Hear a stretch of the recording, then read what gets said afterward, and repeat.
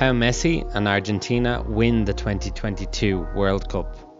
Yes folks, you heard it here first. We have been to the future and it's done. Messi has cemented his status as the greatest to ever play the game. Argentina have beaten France in the final in Qatar, and this video will tell you how. First though, if you're enjoying this kind of content, please hit the subscription button below. It means so much to our tiny team, and with great big plans. We love making these videos and your support helps so much. Subscribe to receive almost daily news, views and ramblings. We appreciate it so much. The Qatar World Cup is finally here, and despite all of the corruption and drama, the Qatar World Cup is just about to kick off. We'll be watching everything with eyes absolutely peeled over the months of November and December, as we've lots to say about the nature of this World Cup. But for now, let's just focus on the teams playing the football. We are with Team Argentina and believe they can get it done. Argentina have a brilliant mix of young energy with experience and brains. A really solid defensive lineup should probably see the likes of the Premier League's Lisandro Martinez and Christian Romero team up with some of La Liga's top defenders like Marcos Acuna and Nahuel Molina. There are some solid midfield options including Juve's Paredes and Brighton's McAllister, not to mention Palacios, who is lighting up the Bundesliga with Leverkusen at the moment. We move on to the attackers, and of all the names you expect, Di Maria, Paulo Dybala, Lautaro Martinez and City's new boy Julian Alvarez are all there. There is also a player by the name of Lionel Messi, who might get a few minutes too. He is currently hitting form with PSG and is hungry for his national team to win, as it may well cement his reputation as the best footballer of all time. No big deal. Argentina are on an incredible run of form as well.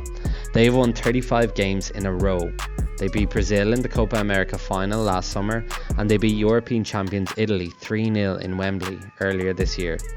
The coach has proved himself since a bit of a disaster in Russia 2018, and they are all hungry to give Messi the World Cup he so desperately wants.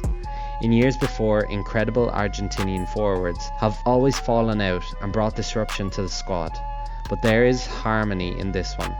That mindset, along with the knowledge of beating good teams and the marriage of youth and experience, only points one way for us: winners on December 18th.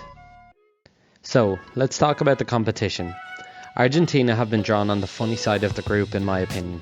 They play Mexico, Poland and Saudi in the group stages.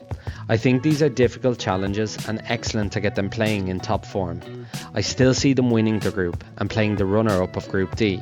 That's Denmark. France are in that group too, and I think they will be too strong. Argentina play Denmark in the round of 16 and win. We're on to the quarterfinals. Going through this side of the table is a very difficult one. If I'm right, Holland, Germany and Brazil are the other teams in the quarters.